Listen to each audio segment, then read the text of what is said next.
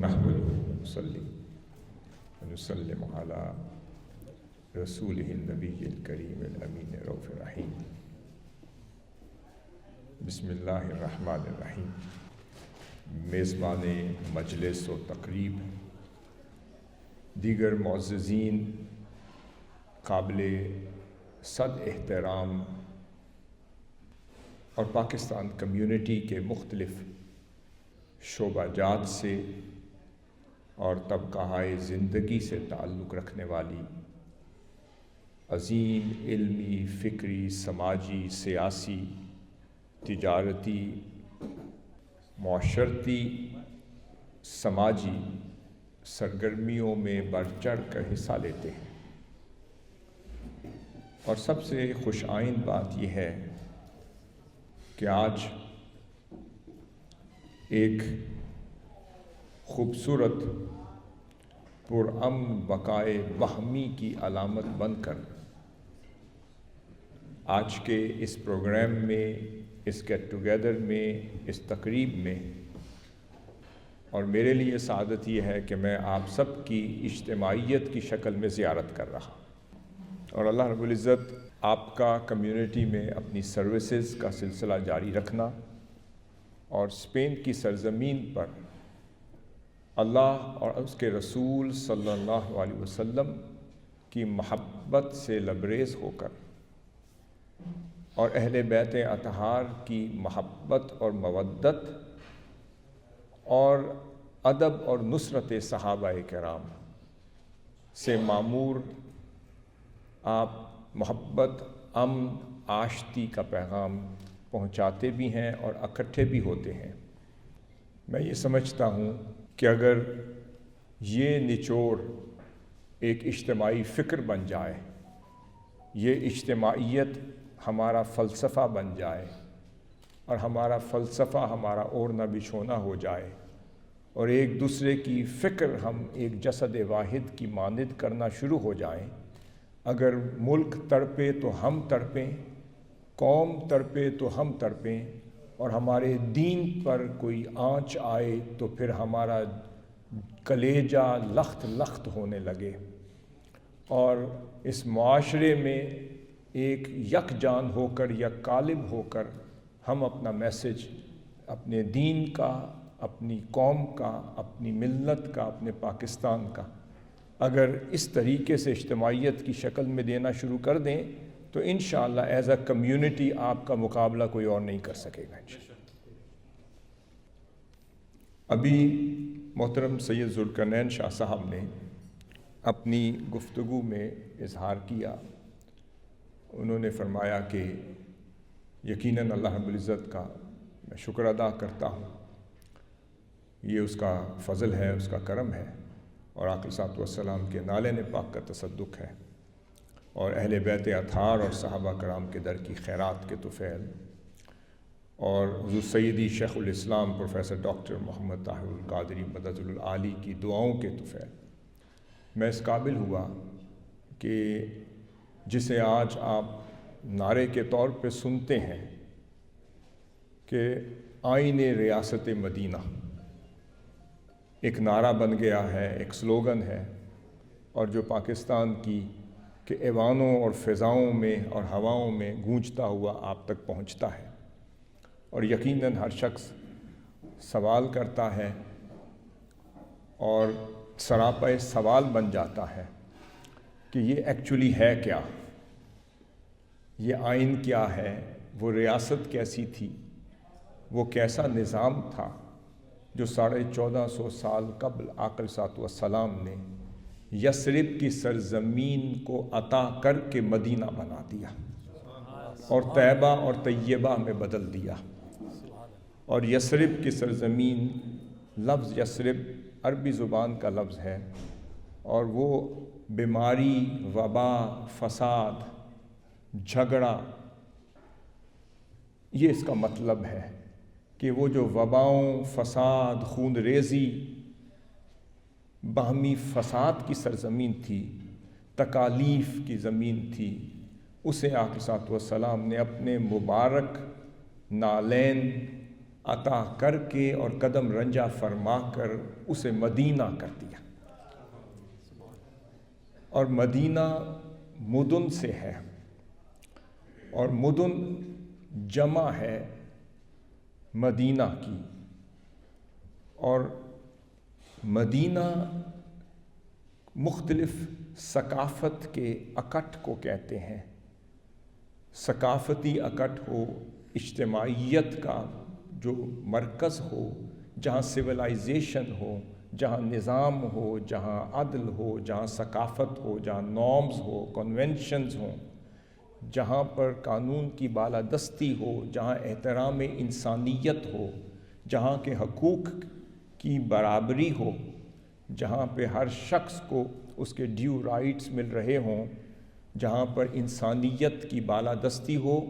اور قانون سٹرونگ ہو، اور جہاں لوگوں کی انسانیت کی بقا، اس کی حفاظت کی جا رہی ہو، تو اس شہر کو مدینہ کہتے ہیں.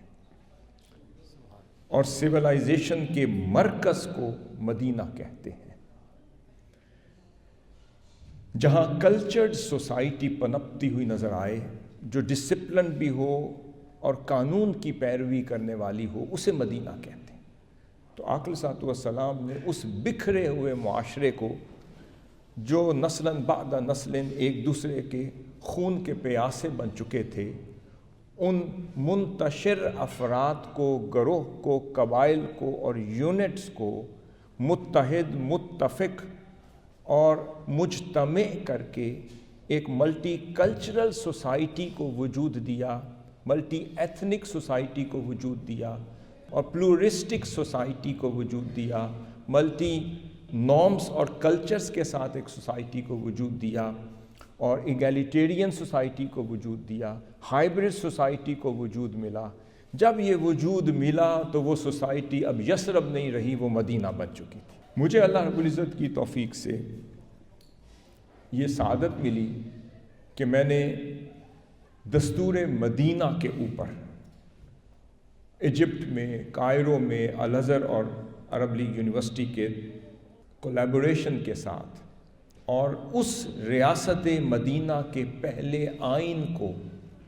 اس کی آرٹیکولائزیشن کے ساتھ اور اس کی آئینی شکل دینے کے بعد،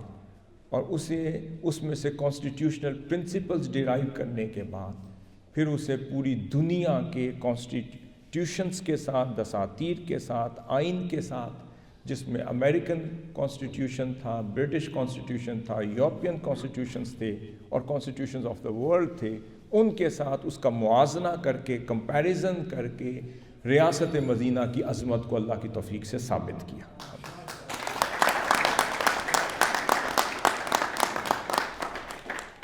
ایک اور میرے لیے سعادت کی بات تھی کہ جو میرے سپروائزر تھے وہ کانسٹیٹیوشنل لاء کی پورے عرب ورلڈ کی اتھارٹی تھے، اور آفٹر ریولوشن قاہرہ کے پہلے ڈپٹی پرائم منسٹر تھے، اور وہ خود ابو الدستور، جن کو فادر آف کانسٹیٹیوشن خود عرب میں کہا جاتا تھا، وہ ڈائریکٹ مجھے سپروائز کر رہے تھے. تو الحمدللہ یہ کام پائے تکمیل تک پہنچا. 1200 سے 1500 صفحے پر یہ کتاب ہے، اور اللہ کا شکر ہے عربی زبان میں یہ میں نے تھیسس لکھا، یہ کتاب لکھی، اور آج یہ انگلش میں اور اردو میں یہ کمپلیٹ ہو چکا ہے، اور پرنٹنگ پروسیس سے گزر رہا ہے، اور ان قریب انشاءاللہ یہ منظر عام پر آ جائے گا. آف کورس یہ 1200 صفحے تو آپ کے سامنے ایک مجلس میں نہیں رکھے جا سکتے، تو اس میں سے چیدہ چیدہ نکات جو ہیں، جس کا ہمارے ساتھ، ہمارے معاشرے کے ساتھ، ہماری کمیونٹی کے ساتھ، ہمارے نظام کے ساتھ، اور اس جستجو کے ساتھ جو ہم بطور پاکستانی کر رہے ہیں، اور چاہ رہے ہیں کہ اللہ کرے یہ پاکستان در حقیقت ریاست مدینہ کا وہ ایک پرتو یا ایک عکس کی شکل اختیار کر لے، کہ جہاں امن ملے، جہاں امان ملے، جہاں پیار ملے، جہاں مودت ملے، اور جہاں پرامن بقائے باہمی کے قوانین پنپتے ہوئے، امپلیمنٹ ہوتے ہوئے نظر آئیں، جہاں کوئی شخص کسی کا دشمن نہ ہو، جہاں مائنورٹیز بھی ایسے رہ رہے ہوں جیسے میجورٹی رہتے ہیں، اور جہاں عورت کو اس کے حقوق مل رہے ہوں، غلام کو اس کے حقوق مل رہے ہوں، اور ہر معاشرے کے فرد کو اس کا ڈیو رائٹ اس کی آواز بلند کرنے سے پہلے اس کی دہلیز پر دے دیا جائے، تو معاشرہ ایسا جنت نظیر بن جائے۔ یہ خواب آپ کا بھی ہے، ہمارا بھی ہے، اور در حقیقت پہلا خواب اگر یہ دیکھا تھا تو یہ آپ کے اور ہمارے قائد اعظم محمد علی جناح رحمۃ اللہ علیہ نے پاکستان بنانے کے بعد اس کا اظہار فرمایا تھا۔ جب آپ فرسٹ گورنر جنرل بنے تھے تو آپ سے پوچھا گیا تھا کہ آپ اس پاکستان کو کیسا نظام دینا چاہیں گے، کیا آپ اورنگزیب عالمگیر جیسا نظام دیں گے یا کیسا دینا چاہیں گے؟ اس وقت قائد اعظم رحمۃ اللہ علیہ کے الفاظ تھے، انہوں نے فرمایا میں ریاست مدینہ کی طرز پر آقا صلی اللہ علیہ وسلم کا عطا کردہ نظام یہاں امپلیمنٹ انشاءاللہ کروں گا۔ اب بیسیکلی آقا صلی اللہ علیہ وسلم نے ہجرت مدینہ کے بعد وہ سرزمین جس کا میں نے ذکر کیا، جہاں ہر شخص ایک دوسرے کا دشمن تھا اور وہ امن کو ترس رہی تھی، سرزمین آشتی کو ترس رہی تھی، میوچل انڈرسٹینڈنگ اور پیسفل کو ایگزسٹنس کو ترس رہی تھی۔ آقا صلی اللہ علیہ وسلم تشریف لائے اور آپ نے اس دھرتی کو، اس سرزمین کو ایک ملٹی جیوگرافیکل نیشن میں بدل دیا اور ایک پلورسٹک سوسائٹی میں بدل دیا اور ایک یونٹ میں بدل دیا، ایک سنگل نیشن، ایک قوم کی شکل عطا کر دی، اور انہیں آپ نے اپنے نظام چلانے کے لیے اس ریاست کو ایک آئین عطا کیا، اور اس آئین کو دستور مدینہ کہتے ہیں، میثاق مدینہ کہتے ہیں، اور اس کو کانسٹیٹیوشن آف مدینہ کہتے ہیں۔ میں نے الحمدللہ اس کے 63 آرٹیکلز اس کے بنائے، اور ان آرٹیکلز کو اللہ کی توفیق سے میں نے پہلے جتنی بھی روایات ہیں جن سے حدیث شریف کی اوتھینٹسٹی اسٹیبلش ہوتی ہے، میں نے 5 بڑی روایات کی جرح اور تعدیل سے محدثانہ طریق پر کام کر کے ان کی اوتھینٹسٹی کو اسٹیبلش کیا، تاکہ رہتی دنیا تک کوئی مستشرق ہو یا کوئی معاند ہو یا مخاصم ہو یا کوئی ناقد ہو، وہ یہ نہ کہہ سکے کہ جی یہ تو حدیث کا درجہ بھی نہیں رکھتے یہ الفاظ۔ تو پہلے ان کو اسٹیبلش کیا اور ان پر جتنا اعتراض تھا اس کو زائل کیا، اور اس کی بلڈنگ کی اور اس کی بیس کو مضبوط کرنے میں جو بھی اللہ نے توفیق دی وہ خدمت کی۔ اس کے بعد اس 63 آرٹیکلز میں سے سسٹمز ڈرائیو کیے۔ آقا صلی اللہ علیہ وسلم نے ریاست مدینہ کو جتنے نظام عطا کیے، پولیٹیکل سسٹم دیا، جیوگرافیکل سسٹم دیا، آپ نے اکنامک سسٹم دیا، آپ نے ریاست کو جتنے نظام عطا کیے جس میں رول آف لا دیا، جوڈیشل ریویو دیا، سپریمیسی آف پارلیمنٹ دیا، اس میں آپ نے ایکویلٹی آف رائٹ دیا، فریڈم آف اسپیچ دیا، فریڈم آف ریلیجن دیا، اور پھر آپ نے انٹرا ریلیجس اور انٹر ریلیجس رائٹس عطا کیے، مائنورٹیز کو ان کے مکمل حقوق منتقل کیے اور میجورٹی کو حقوق دیے، ان کو آپس میں شیر و شکر کر کے ایک یونٹی کا درجہ دے دیا، اور پھر فرمایا، میں پہلا اس کا جو آرٹیکل پڑھنے لگا ہوں، آپ نے فرمایا ھذا کتاب من محمد نبی رسول اللہ۔ یہاں آپ نے فرما دیا کہ ھذا کتاب سے مراد کہ یہ ریٹن کانسٹیٹیوشن ہے، کوئی مغالطے میں نہ پڑے کہ اس کی نوعیت کیا ہے، یہ نارمز پر، کسٹمز پر، کلچر پر اور کنونشن پر بیس نہیں کرتا، یہ باقاعدہ کتابی دستور ہے، ریٹن ہے، ڈاکیومنٹڈ ہے، اور اس کو دینے والی من محمد نبی رسول اللہ، اور اس کی جو اتھارٹی اسے دے رہی ہے وہ اتھارٹی محمد رسول اللہ کی۔ پھر اس کے بعد فرمایا کوئی بھی دستور کسی بھی معاشرے میں آئے تو اس کو پارٹی ٹو دا کانسٹیٹیوشن ہوتے ہیں، پارٹی ٹو دا کانٹریکٹ ہوتا ہے، پارٹی ٹو دا کووننٹ ہوتا ہے۔ اگر باشندے نہ ہو، پارٹی نہ ہو تو کوئی دستور یا آئین مکمل ہی نہیں ہو سکتا۔ It is a type of a contract which has to be established between the giver and between the people who accept the constitution. تو اس میں پارٹی ٹو دا کانسٹیٹیوشن کیا تھا، اس کی آرٹیکل 1 اور 2 اور 3 میں واضح ہو گیا۔ آقا صلی اللہ علیہ وسلم نے فرما دیا بین المؤمنین، اس کے پہلے جو پارٹی ٹو دا کانسٹیٹیوشن باشندے تھے اس کو ایکسیپٹ اور اس کی اوتھ آف ایلیجینس لینے والے اور اس کو ایکسیپٹ کرنے والے وہ انصار مدینہ تھے جو اوس اور خزرج سے تعلق رکھتے تھے، 2 بڑے قبیلے۔ اس کے بعد والمسلمین من قریشن، جو مہاجرین جو مکہ معظمہ سے ہجرت کر کے آئے تھے وہ دوسری پارٹی ٹو دا کانٹریکٹ تھے۔ پھر فرمایا وَأَهْلِ یثرب، اور جو وہاں کے باسی تھے، رہنے والے تھے، آکیوپینٹ تھے، جو وہاں کے ریزیڈنٹ آف مدینہ تھے اور ان سے تعلق رکھنے والے دیگر قبائل تھے، ان کے معاونین تھے، ان کے سپورٹرز تھے، ان کے سپانسرز تھے، اور جتنے بھی مذاہب وہاں پر آباد تھے ان سب کو آقا صلی اللہ علیہ وسلم نے اس ریاست مدینہ کے آئین کا حصہ بنا دیا۔ پھر فرمایا ومن تبعہم، اور جس نے ان کو فالو کیا وہ بھی اس کا حصہ بن گیا، ولاحق بہم، جو ان کا الائی بن گیا وہ بھی اس کا حصہ بن گیا، وجاہد معہم، اور جو ان کے ساتھ جد و جہد میں شریک ہو گیا وہ بھی پارٹی ٹو دا کانٹریکٹ ہو گیا۔ اینڈ پہ فرمایا سن لو یہ سب کے سب کون تھے۔ میں انسائکلوپیڈیا آف بریٹینیکا کے مطابق عرض کرنے لگا ہوں کہ اس وقت جو ریزیڈنٹس آف مدینہ تھے اور جتنے وہاں کے باشندے تھے ان کی اگر تعداد کا جائزہ لیا جائے تو تقریباً 7 سے 8 ہزار یہود مدینہ تھے۔ اس وقت تک 7 سے 8 ہزار یہود مدینہ تھے، 3.5 سے 4 ہزار اوس اور خزرج کے رہنے والے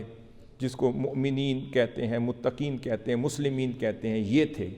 اور اس کے بعد باقی جو چند ہزار تھے وہ دیگر مذاہب سے تعلق رکھنے والے تھے، جس میں بت پرست بھی تھے، اس میں کرسچنز بھی تھے، دیگر مذاہب بھی تھے، اور مذہب کو نہ ماننے والے بھی تھے،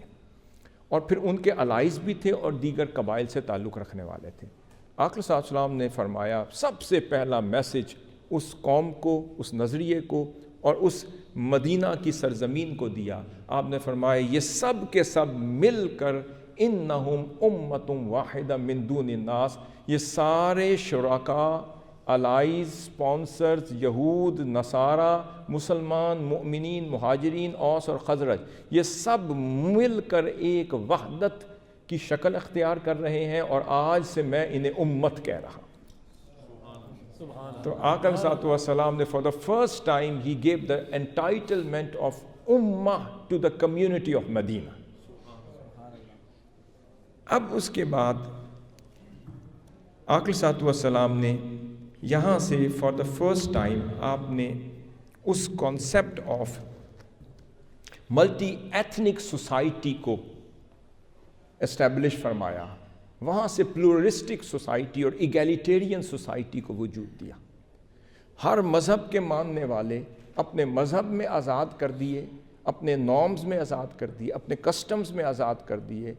اپنے کنونشنز میں آزاد کر دیے، اپنے معاملات میں آزاد کر دیے، ان کو اٹونومس کر دیا۔ اور آپ کی نالج کے لیے عرض کر دیتا ہوں کہ جب امریکن کانسٹیٹیوشن مارز وجود میں آیا تھا تو اس کو توثیق دینے والے جتنی سٹیٹس تھیں، ریاستیں تھیں، ان کی تعداد 9 تھی، ان کی تعداد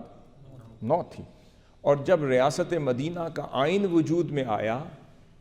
اور اسے توثیق دینے والے جتنی ریاستیں تھیں اور فیڈریٹک یونٹس تھے اور قبائل تھے جنہوں نے مل کر ریاست مدینہ کے آئین کو توثیق دی، ان کی تعداد 14 تھی۔ یہ وہ سارے قبائل تھے جو انڈیپینڈنٹ فیڈریٹک یونٹس اور ایک وجود رکھتے تھے، اور ان کا اپنا سسٹم تھا، ان کے اپنے حکمران تھے، ان کا نظام تھا، ان کی مینجمنٹ تھے، ان کی ثقافت تھی، ان کی نارمز تھے، اور ان کے اپنے تقالید تھیں جو نسلاً بعد نسلیں جس پہ وہ عمل پیرا تھے اور عمل کر رہے تھے۔ آگے میں ایک بڑا خوبصورت یہ میں آرٹیکل آپ کے سامنے رکھوں گا۔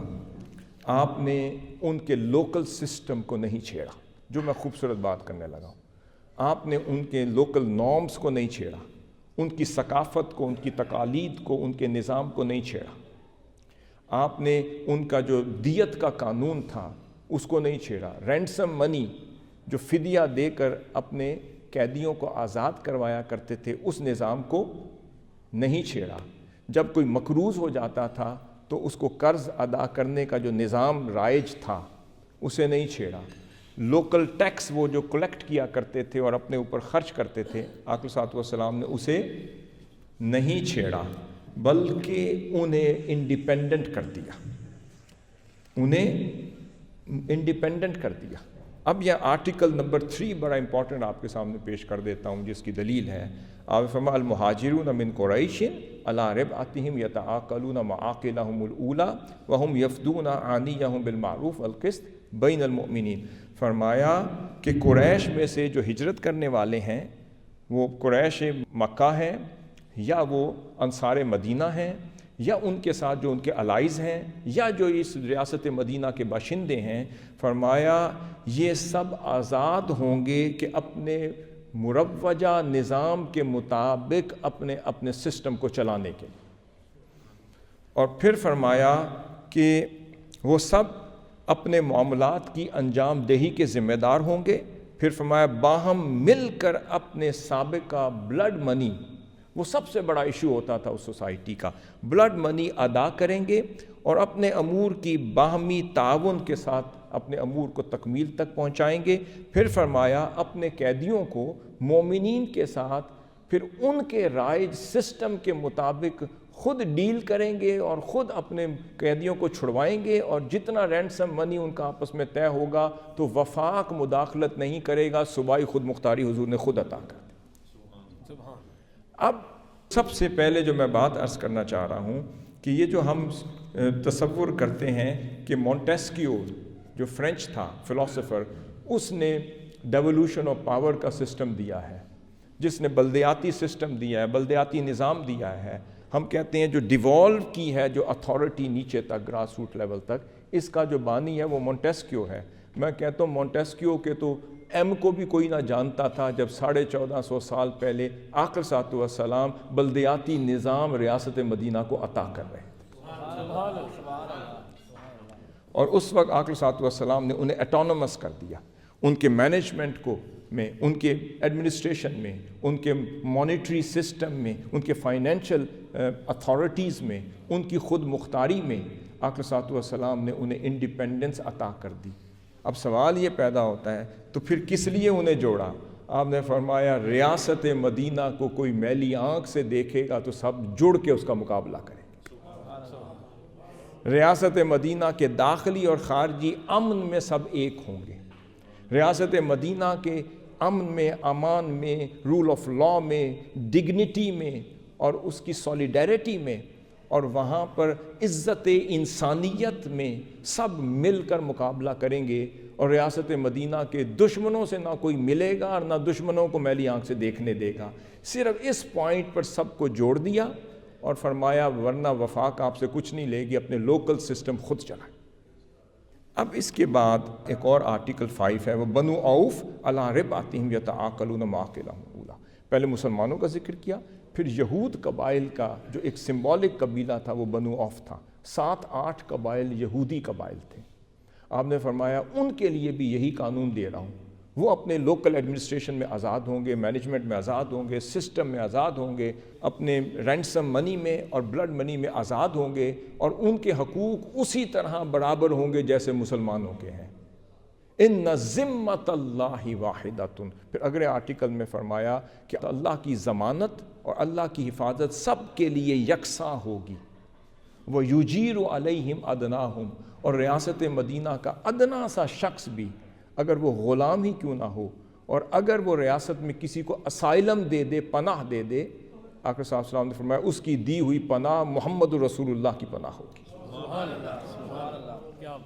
اب امریکہ کی طرف دیکھیں، برطانیہ کی طرف دیکھیں، سینکڑوں سال لگ گئے صرف حقوق انسانی کی جنگ لڑتے لڑتے،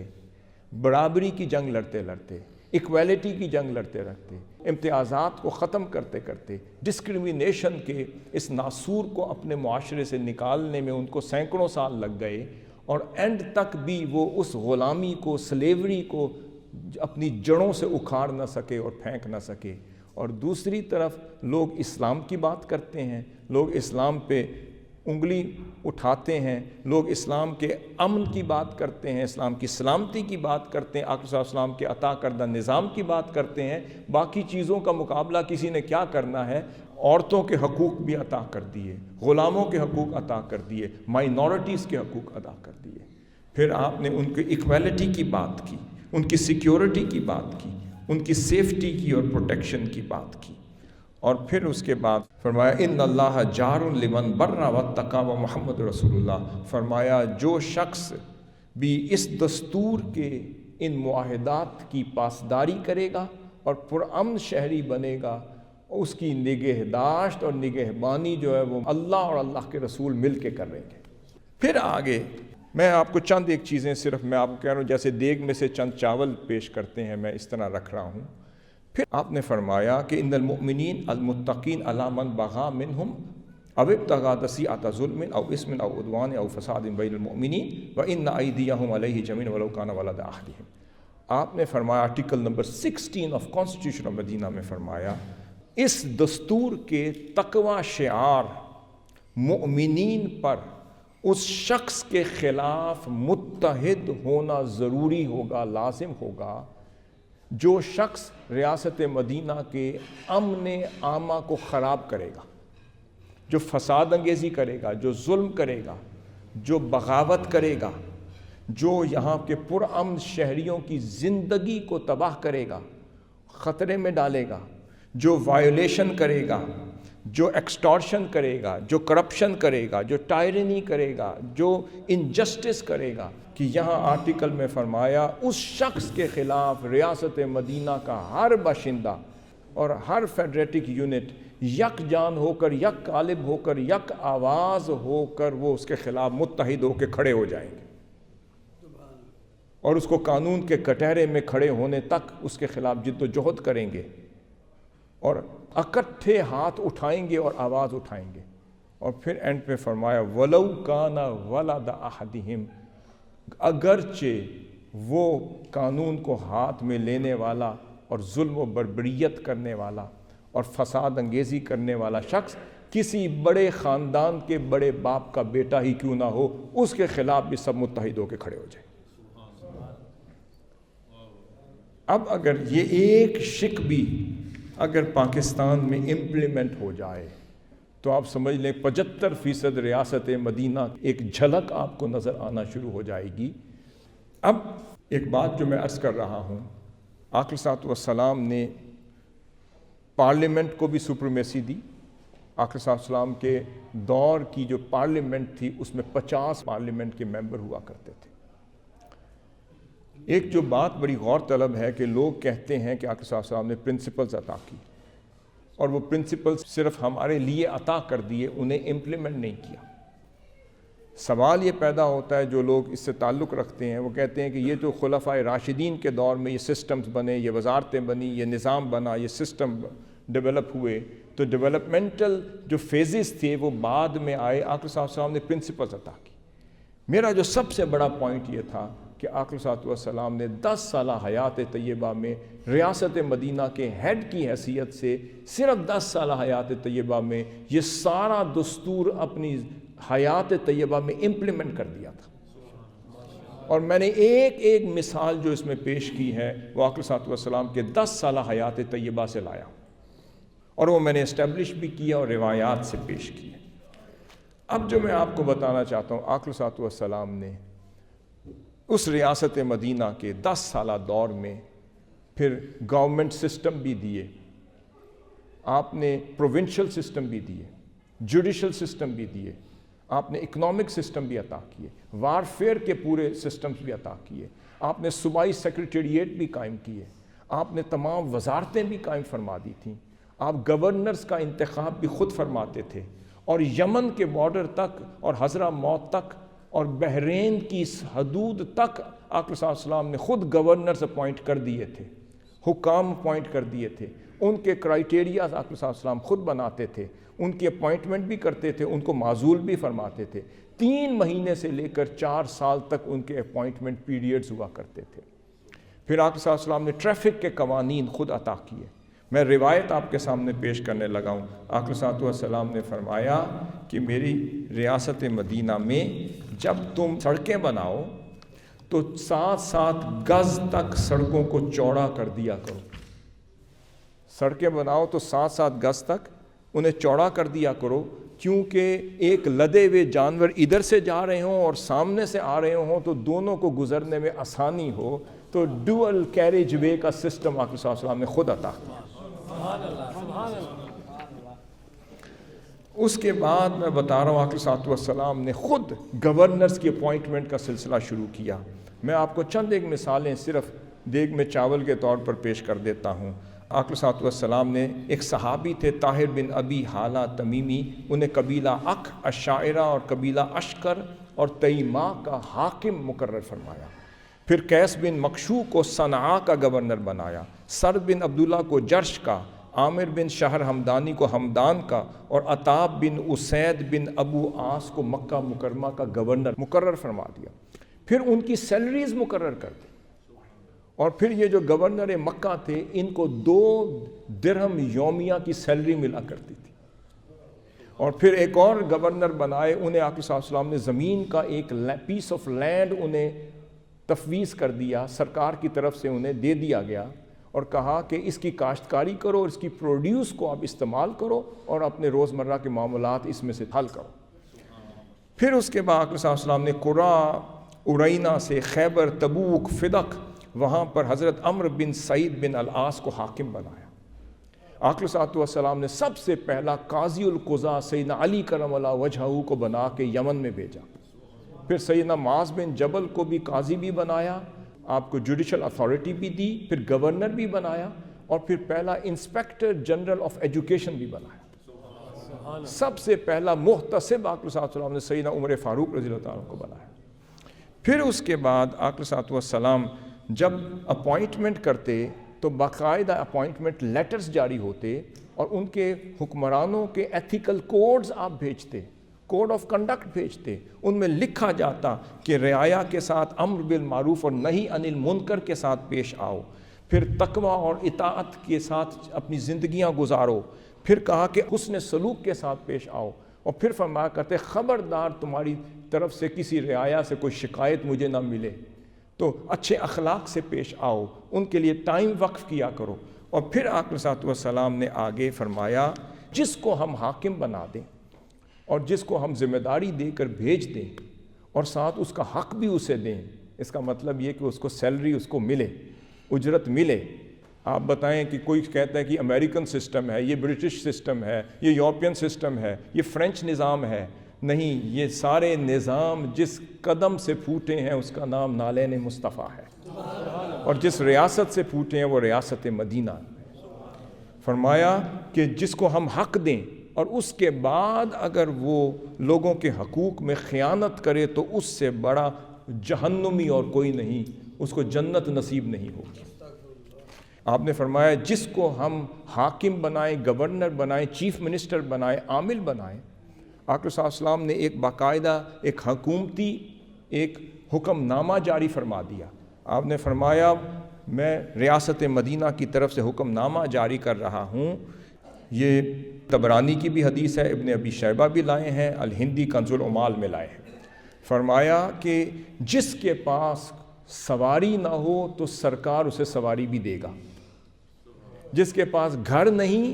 مثلا جس کو گورنر بنا دیا، چیف منسٹر بنا دیا اور سرکاری اس کو عامل بنا دیا، فرمایا جس کے پاس گھر نہیں سرکار اسے گھر بھی دے گی،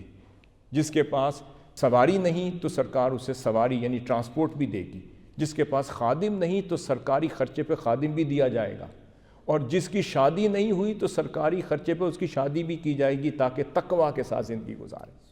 فرمایا اس کے بعد اس کو ماہانہ سیلری بھی دی جائے گی، اجرت بھی دی جائے گی۔ اس کے بعد جو کچھ وہ کمانے کی کوشش کرے گا وہ کرپشن ہوگی، وہ ظلم ہوگا، اور وہ اس کے علاوہ کچھ نہیں ہوگا۔ اس کے بعد میں جو بڑی مثال عرض کرنے لگا ہوں کہ آقا صلی اللہ علیہ وسلم نے اس تقرری میں اقربا پروری کو دور دور سے بھی قریب نہیں آنے دیا۔ یہ سب سے بڑی بات تھی، آپ نے مثال قائم کر دی۔ جب آپ لوگوں کو گورنرز بنا رہے تھے، کرائٹیریا کے مطابق. اس کا کرائٹیریا کیا تھا؟ علم ہو، کیپیبلٹی ہو، اہلیت ہو، اس کی اسپیشلائزیشن ہو، اس سبجیکٹ پہ اس کی کمپیٹنسی ہو. فرمایا اگر خاندان چھوٹا بھی ہو، کمپیٹنسی زیادہ ہو تو اس کی ترجیح کمپیٹنسی کو دی جائے گی.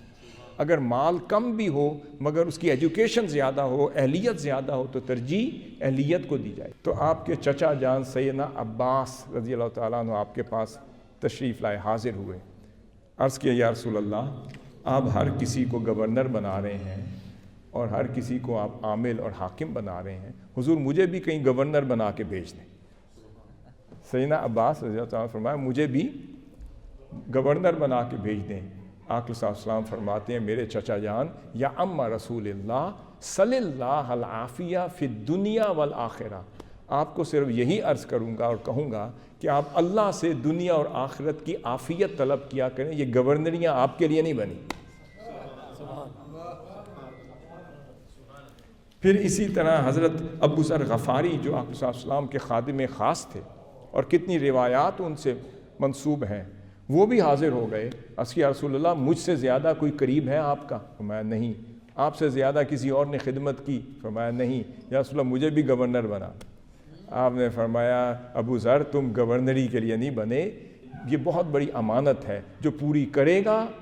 تو وہی اس کی بخشش ہوگی، جو نہ کر سکے گا وہ جہنم میں جائے گا، اس کی گرفت ہوگی. میں چاہتا ہوں تم بچ جاؤ، تم اس کے لیے نہیں بنے.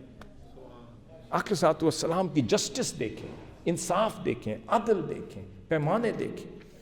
اس کے بعد میں آپ کو ایک بڑی خوبصورت بات جو عرض کرنے لگا ہوں. آقا صلی اللہ علیہ وسلم نے ایک عامل کو تحصیلدار بنا کر کسی قبیلے کی طرف بھیجا. تحصیلدار بنا کے قبیلے کی طرف بھیجا اور اسے چیف ٹیکس کلیکٹر بنایا، تحصیلدار کا عہدہ دیا اور اسے کہا کہ فلاں علاقے سے اور فلاں شہروں سے تمام ٹیکس کلیکٹ کر کے عشر اور پھر جتنا بھی زکوٰۃ ہے وہ اور ٹیکس جمع کر کے لے آؤ. جب وہ صحابی حضور علیہ السلام کی بارگاہ میں آئے تو عرض کرتے ہیں یا رسول اللہ یہ تحفہ آپ کا ہے اور یہ تحفہ مجھے دیا گیا. آقا صلی اللہ علیہ وسلم جلال میں آگے اور منبر مبارک پر تشریف فرما ہوئے اور فرماتے ہیں لوگوں دیکھو، یہ اس عامل کو ہم تحصیلدار بنا کے بیچتے ہیں اور یہ واپس آ کے کہتا ہے یا رسول اللہ یہ تحفہ میرا ہے اور یہ تحفہ آپ کا ہے. میں اسے پوچھتا ہوں اپنے ماں باپ کے گھر میں ہوتا تو میں اسے پوچھتا کہ کون اسے آ کر تحفے دیتا ہے.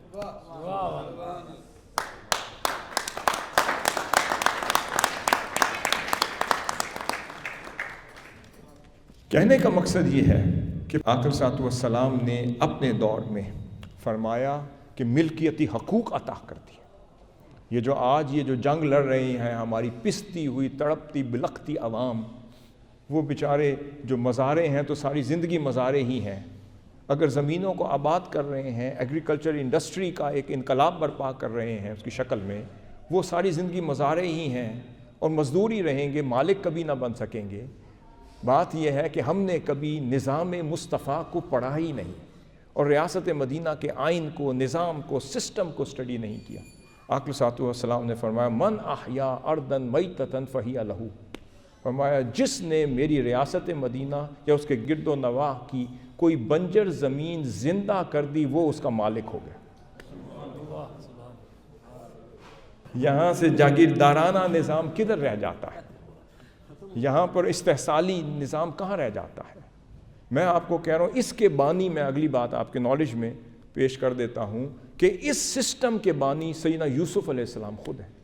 ایگریکلچر انڈسٹری کے، اریگیشن کے سسٹم کے اور گڈ گورننس کے، پلیج سسٹم کے، اس کے اور مارگیج کے نظام کے جو بانی ہیں وہ سیدنا یوسف علیہ السلام کی ذات اقدس. اور آپ نے اپنے دور میں جب 7 سال آپ کے خوش سالی کے تھے اور اگلے 7 سال خشک سالی کے تھے تو آپ نے ایگریکلچر انڈسٹری کا ایک انقلاب برپا کر دیا اور دریائے نیل کے ارد گرد اریگیشن سسٹم اتنا وسیع کر دیا اور ساتھ آپ نے اعلان کر دیا کہ جو اس کنعان سے یا مصر کے گرد و نواح سے کوئی مزارع آ کر بنجر زمین میرے ملک کی، مصر کی آباد کر دے گا وہ اس کا مالک ہو جائے گا.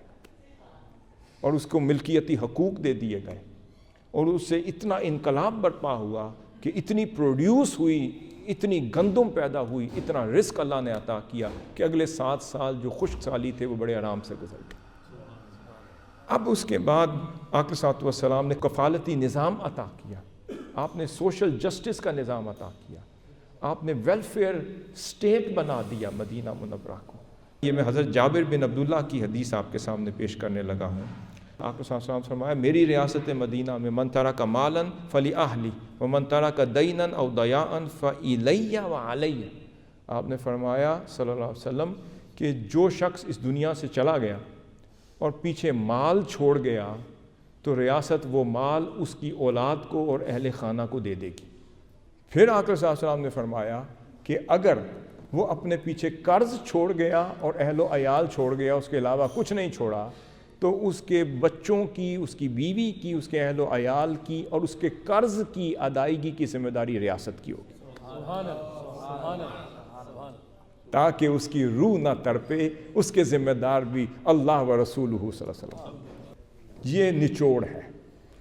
آج کوئی حاکم پاکستان میں صرف اس پہ عمل کر لیں، میں اگلے دن گارنٹی سے کہہ سکتا ہوں کہ انقلاب آئے گا۔ اب یہ بات غور سے سنیں۔ روح المعانی میں امام آلوسی نقل کرتے ہیں اور معالم التنزیل میں امام بغوی نقل کرتے ہیں، شہر مدینہ کی ایک خاتون نے، اس کی ایک سٹیزن نے اپنے بیٹے کو آقا صلی اللہ علیہ وسلم کی بارگاہ میں بھیجا اور اس کے تن پر کوئی کپڑا نہ تھا، ننگا تھا بیچارہ۔ تو کہا کہ جاؤ بیٹے، وہ ریاست مدینہ کے جو مالک ہیں، جو ہیڈ آف سٹیٹ ہیں، وہ حضور صلی اللہ علیہ وسلم کے پاس جاؤ اور حضور کو عرض کرو یا رسول اللہ میری والدہ کہہ رہی ہے کہ آپ میرے بیٹے کو ایک قمیص عطا کر دیں، کیونکہ اس کو اپنا جسم ڈھانپنے کے لیے کوئی قمیص میسر نہیں۔ وہ بچہ آیا، آقا صلی اللہ علیہ وسلم سے عرض کیا رسول اللہ میری ماں نے بھیجا ہے اور کہا ہے کہ مجھے قمیص عطا کر دیں۔ آقا صلی اللہ علیہ وسلم نے فرمایا کہ بیٹے اس وقت تو میرے پاس کوئی قمیص نہیں ہے، مگر جیسے ہی آئے گی میں تمہیں بلوا لوں گا اور تمہیں عطا کر دوں گا۔ وہ یہ پیغام لے کے گھر چلا گیا اور اپنی والدہ کو یہ جواب دے دیا۔ اس کی والدہ بھی سمجھدار تھی، اسے پتا تھا کفالت عامہ کی ذمہ داری بھی حضور کی is a head of state ہے۔ اس نے کہا میرے بیٹے دوبارہ جاؤ اور آقا صلی اللہ علیہ وسلم سے عرض کیا یا رسول اللہ آپ کے بدن پہ تو قمیص ہے نا۔ وہ بچہ واپس آیا، کہتے یا رسول اللہ میری ماں کہتی ہے آپ کے بدن پہ تو قمیص ہے نا۔ قربان جائیں حضور اسی وقت اپنے کاشانہ اقدس اور دولت قدح کی طرف، گھر مبارک کی طرف تشریف لے گئے اور آپ کے پاس صرف ایک ہی قمیص تھی جو جسم اقدس پر تھی۔ آپ اندر تشریف لے گئے، وہ قمیص اتار کر اس بچے کو دے دی، فرمایا اے بچے تو پہن لے اور اپنی ماں کو خوش کر دے جا۔ سوشل سیکیورٹی کا سسٹم۔ اب صحابہ کرام عرض کرتے ہیں کہ سیدنا بلال حبشی رضی اللہ تعالیٰ نے اذان دے دی مگر حضور تشریف نہیں لائے۔ 2 اذانیں ہو گئیں، حضور تشریف نہیں لائے، وہ پریشان ہو گئے۔ تو صحابہ کرام نے جب دریافت کیا تو پتہ چلا، قربان جائیں حضور کی اس عظمت پر، تو پتہ چلا حضور کے پاس ایک ہی قمیص تھی۔ اب قمیص نہیں کہ پہن کر باہر آ سکیں، مگر کفالت عامہ کا تقاضا یہ تھا کہ اپنی قمیص بھی اتار کر دے دی، اور جب تک دوسری قمیص نہ آئی تو حضور باہر تشریف نہ لا سکے۔ یہ وہ نظام، یہ وہ عدل، یہ وہ سسٹم تھا، یہ وہ سوشل جسٹس کا وہ سسٹم تھا جو آقا صلی اللہ علیہ وسلم نے عطا کیا، جو ایکویلٹی آف رائٹس کا نظام تھا جو آقا صلی اللہ علیہ وسلم نے عطا کیا، پروٹیکشن آف دا سٹیزنز کا نظام تھا، آپ نے عطا کیا۔ فرمایا کہ جس نے میری ریاست مدینہ کے کسی مائنورٹی کو پر ظلم کیا یا اس کا خون بہا یا اس کو اذیت دی، وہ جنت کی خوشبو بھی سونگھ نہ سکے گا۔ پھر دوسری طرف آقا صلی اللہ علیہ وسلم تشریف فرما تھے، میں مائنورٹی رائٹس کی بات کر رہا ہوں، جب سانحہ سیالکوٹ ہوتا ہے تو جو بھی اس میں شریک ہے تو یہ سوال ضرور اٹھتا ہے کہ کیا اس نے حضور کی سنت نہیں پڑھی؟ کیا سیرت طیبہ کا مطالعہ نہیں کیا؟ کیا اسوہ حسنہ مصطفیٰ کا مطالعہ نہیں کیا؟ اسے نہیں پتا کہ میرے محبوب نے ہمیں کیا سکھایا تھا، کیسا دین عطا کیا تھا؟ ایک جنازہ جا رہا تھا، آقا صلی اللہ علیہ وسلم اس کے احترام میں کھڑے ہو گئے، قیام فرمایا۔ ایک صحابی حاضر ہوئے، کہتے یا رسول اللہ یہ یہودی کا جنازہ ہے۔ آپ نے فرمایا میں تو صرف احترام انسانیت میں کھڑا ہوا، جب بھی جنازہ دیکھو پوچھے بغیر کہ اس کا مذہب کیا تھا اس کے احترام میں کھڑے ہو جایا کرو۔ یہ اسلام ہے، یہ آقا صلی اللہ علیہ وسلم کا ریاست مدینہ کا وہ نظام ہے جو آپ نے امت کو عطا کیا۔ اور اگر دیکھا جائے تو اس امت کا جو امپلیمنٹیشن ہے یہ بہت وسیع ہے۔ آج اس امت کو وہی سنبھال سکتا ہے جو اپنے وجود میں، اپنی سوچ میں، اپنی خصوصیات میں، اپنے ایٹریبیوٹس میں، اپنے معاملات میں، اپنی ذات میں خود امت بن جائے۔ آج وہی اس امت کی باغ دور سنبھال سکتا ہے، آج اس دور کو وہ بچا سکتا ہے، آج اس صدی میں وہی کردار ادا کر سکتا ہے جو اپنی ذات میں امت ہو۔ اور امت کا مطلب آقا صلی اللہ علیہ وسلم نے ڈیفینیشن دے دی، فرمایا ان یہود بنی اوف امت مع المؤمنین، اور دوسری روایت میں آتا ہے من المؤمنین، فرمایا جو یہ بنو اوف کے جو یہود ہیں اور ان کے قبائل ہیں وہ بھی مؤمنین اور مسلمانوں سے مل کر وہ بھی امت ہوں گے۔ اور پھر فرمایا من المؤمنین، وہ امت ان کے ساتھ مل کر امت ہوں گے، پھر فرمایا ان میں سے وہ ہوں گے اور امت ہوں گے۔ حقوق ان کے برابر ہوں گے، معاملات ان کے برابر ہوں گے، فرائض ان کے برابر ہوں گے، لین دین برابر ہوں گے، اگر ان سے زیادتی ہوگی تو ان کا حق بھی مسلمانوں سے بڑھ کر انہیں دیا جائے گا، اور ہر شے میں وہ برابر ہوں گے۔ اور یہی امت کا کانسیپٹ تھا جو آپ کے سامنے آتا۔ آج کہاں ہے وہ امت؟ آج کہاں ہے وہ دور؟ آج امت مسلمہ کے ساتھ کیا ہو گیا؟ شیرازہ کیوں بکھر گیا؟ کیونکہ ہم نے کبھی بھی وہ اوراق تاریخ کے اٹھا کر حضرت صلی اللہ علیہ وسلم کی سیرت طیبہ اسوہ حسنہ کی خبر لینا چھوڑ دی، پڑھنا چھوڑ دیا، پڑھانا چھوڑ دیا، اور علماء کی مجلس سے اٹھتے چلے گئے اور اس نالج سے محروم ہو گئے جس نے ہمیں امت بنانا تھا۔ آج جب ہم حضور شیخ الاسلام کو دیکھتے ہیں، جب آج منہاج القرآن کو دیکھتے ہیں، میں سیاست کی بات نہیں کر رہا، میں آپ کو نظام ریاست مدینہ کی بات کر رہا ہوں۔ وہ نظام ضروری نہیں کہ محتاج ہو کسی سیاست کا، وہ اگر ایک قائد بھی اور اپنے منہاج القرآن کو ایک امت کا ٹائٹل دینا چاہیں تو ان کی سوچ اور فکر میں امت جیسی فکر پیدا کر سکتے ہیں جو حضور شیخ الاسلام نے منہاج القرآن کے ورکروں کے اندر پیدا کر دی۔ اس لیے آپ کو یہاں نہ نفرت ملے گی، نہ دوری ملے گی، نہ آپ کو امتیاز ملے گا، نہ ڈسکریمنیشن ملے گی، نہ وہ کمیونٹی سے دور ہوں گے، نہ آپ ان سے دور ہوں گے، وہ یک زباں ہوں گے، یک قالب ہوں گے، جہاں آپ آواز دیں گے وہیں منہاج القرآن آپ کو ملے گا۔ 90 کنٹریز میں ملے گا، اداروں کی شکل میں، انسٹیٹیوشنز کی شکل میں، یونیورسٹی کی شکل میں، کالجز کی شکل میں، آپ ایجوکیشنل انسٹیٹیوشنز کی شکل میں، پھر آغوش کے کمپلیکس کی شکل میں، پھر پورا شہر جو ہے آغوش کا وہ الگ آباد کر رہا ہے منہاج القرآن، اور اس میں سینکڑوں نہیں ہزاروں کی تعداد میں ہر طرح کے نیڈی ضرورت مند بچے کی کفالت اور اس کی انگلی پکڑ کو اس کو پی ایچ ڈی کرنے تک اور رشتہ ازواج سے منسلک ہونے تک اور کاروبار کرنے تک اور اپنی جاب کرنے تک کی ذمہ داری منہاج القرآن نے as a father as a mother لے لی ہے۔ کفالت کا وہ سسٹم ضروری نہیں ہے کہ اس کے لیے حکومت چاہیے، نہیں، منہاج القرآن خود اللہ کی توفیق سے UNO کی طرز پر ایک پوری اینٹیٹی، ایک پورا گلوبل ولیج بن چکا ہے۔ حضور شیخ الاسلام نے، میں صرف جھلک دینے لگا ہوں، جو منہاج یونیورسٹی میں آپ کو دعوت دیتا ہوں، اور جیسے آپ نے مجھے دعوت دی تو میں ریسیپروکیٹ کر رہا ہوں، ایک دعوت میں بھی آپ کو پیش کر رہا ہوں۔ یہ تمام کمیونٹی کے جو احباب ہیں انہیں میں دعوت دے رہا ہوں کہ اب جب آپ پاکستان آئیں، ایک دن 2 دن آپ منہاج القرآن کے لیے نکالیں اور پھر وزٹ کریں، اور لیس الخبر کالعیان، یہاں بیٹھ کر ہم قصے کہانی جتنے بھی سنا دیں وہ اپنی جگہ، جس دن جا کے اپنی آنکھوں سے دیکھیں گے آپ کو امت کی جھلک نظر آئے۔ اب وہاں منہاج یونیورسٹی جو اسٹیبلش کی، آج 17,000 اسٹوڈنٹس اس یونیورسٹی میں پڑھ رہے ہیں، اور اس کی صرف فیکلٹیز کی میں آپ کو مثالیں دیتا ہوں۔ فیکلٹی آف ہیلتھ سائنسز بھی ہے، اس میں تقریباً 250 پروگرامز ہیں اور 36 ڈپارٹمنٹ ہیں اور 12 فیکلٹیز کام کر رہی ہیں۔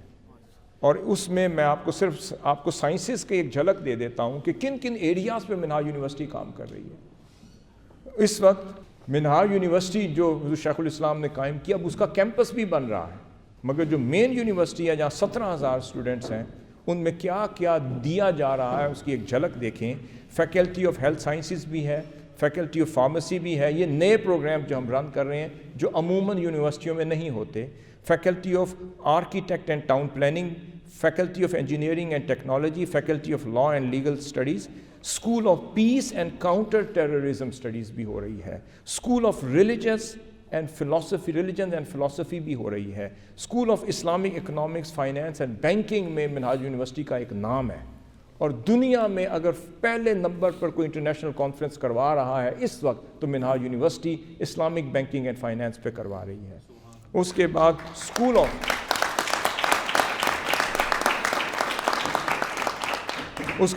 آف میڈیکل سائنسز اور اسکول آف ایسٹرن میڈیسن بھی ہم نے شروع کر دی ہے. ایسٹرن میڈیسن اور centre for research in stem cell, یہ جو اسٹیم سیل کی جو ہے اسٹیم سیل پہ بھی ہم نے ریسرچ سینٹر قائم کر دیا ہے. پھر centre for research in cancer cure بھی ہم نے شروع کر دیا ہے. Centre for economic planning and development بھی شروع کر دیا ہے. اور سینٹر فار فورینزک لیب بھی ہم نے شروع کر دیا ہے. اور پہلی روبوٹک لیب, جو روبوٹ جو ہوتے ہیں, robotic lab and resource centre اگر اس پورے خطے میں قائم ہوا ہے تو منہاج یونیورسٹی میں پہلی روبوٹک لائبریری قائم ہو گئی ہے. لائبریری جو روبوٹس کے ذریعے سے آپریٹ ہو رہی ہے وہ بھی قائم ہو چکی ہے. اور شیخ الاسلام انسٹیٹیوٹ آف اسپرچوئل سائنس جس میں ڈگریز ہو رہی ہیں اسپرچویلٹی کے اوپر وہ بھی قائم ہو چکی ہے. اور حسان بن ثابت نعت ریسرچ سینٹر جس میں صرف نعت شریف کے اوپر ریسرچ ہو رہی ہے وہ بھی قائم ہو چکا ہوا ہے. پھر آرٹیفیشل انٹیلیجنس کی ڈگری پروگرام بھی شروع کر دیا ہے. آرٹیفیشل انٹیلیجنس کے اوپر, ڈیٹا سائنس پر, سائبر سیکیورٹی کے اوپر. یہ وہ صرف جھلک تھی جو میں آپ کو دے رہا ہوں. اس کے بعد اب ہم جو فلیگ شپ پروگرام شروع کر رہے ہیں وہ بہت بڑی زمین کے خطے کے اوپر ہم الحمدللہ پہلے ہم نے آغوش کمپلیکسز بنائے جس میں یتیموں کی پرورش بھی کر رہے ہیں, لک آفٹر بھی کر رہے ہیں, ان کو مین اسٹریم میں لا کر اور ان کو بڑے کانفیڈنس کے ساتھ اور اپنی انفرادیت کے ساتھ معاشرے کا حصہ بنا رہے ہیں. اور ہم انہیں کہتے ہیں فکر نہ کرو, اگر تمہارے والد صاحب کا سہارا ختم ہو گیا تو شیخ الاسلام تمہارے والد ہیں, منہاج القرآن تمہاری والدہ ہے. بات یہ ہے کہ اس کو ہمارے کئی اس میں سے جو فارغ و تحصیل جو ہمارے پاسنگ آؤٹ وہ آرمی میں اس وقت کیپٹن ہو گئے ہیں, بیوروکریسی میں چلے گئے ہیں, پی ایچ ڈی ہو گئے ہیں, مختلف ایریاز میں کام کر رہے ہیں, مگر آئے تھے تو چند مہینوں کے اس آغوش یتیمی میں تھے, آج پرورش پا کر اس ملک کا ایک روشن ستارہ بن گئے. تو اس کے بعد ہم نے اس کا جال پھیلا رہے ہیں. اب پورا ایک شہر آباد کر رہے ہیں جس میں 10 ایکڑ زمین پر ہم ایک سٹی پورا اور ایک ولیج بنا رہے ہیں جس میں صرف یتیم نہیں, ہر طرح کا جو ہینڈی کیپ ہوگا,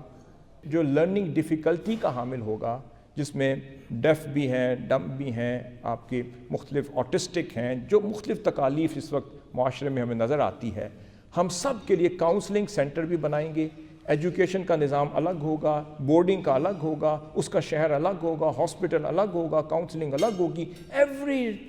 ریکوائرمنٹ جو اس کی ضرورت ہوگی وہ اس شہر میں آباد کر دیں گے انشاءاللہ. یہ ایک الگ پروجیکٹ شروع ہو رہا ہے. اس کے بعد آپ آگے دیکھیں کہ منہاج القرآن کی ترقی ہر فیلڈ میں ہے. آپ کی یوتھ کو بھی ہم, حضور شیخ الاسلام نے یوتھ کو اپنا کردار ادا کرنے کے لیے اس کو وہ سب کچھ دیا تاکہ اس معاشرے کی یوتھ کو وہ گائیڈنس پرووائڈ کر سکے. خواتین کو امپاورمنٹ سب سے پہلے اس معاشرے میں اور مذہبی طبقات میں اگر کسی نے دی ہے تو حضور شیخ الاسلام نے.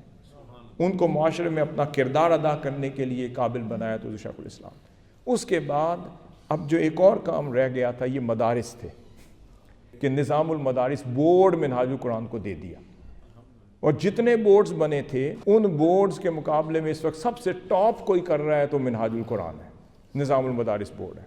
اور اس وقت ایک سال کے اندر 6-7 مہینے میں 1500 پاکستان کے بڑے مدارس جو ہیں وہ ایفیلیٹڈ ہیں. اور وہاں حضور شیخ الاسلام کا 300 سال بعد اس درس نظامی کا نیا نصاب جس میں سائنس بھی ہے, جس میں لینگویجز بھی ہیں, جس میں کمپیوٹر بھی ہے, جس میں آپ کی دیگر ووکیشنل ایجوکیشن بھی ہے, اور پورا نصاب جو آپ نے الازہر کی طرز پر چینج کر کے جو جامعہ اسلامیہ کا بنایا تھا اس سے بہتر نصاب اس کے لیے بنایا بھی ہے, رائج بھی کیا ہے, اس کے مطابق امتحان بھی لیے ہیں, 51 نئی کتابیں چھاپ کر انہیں دے بھی دی.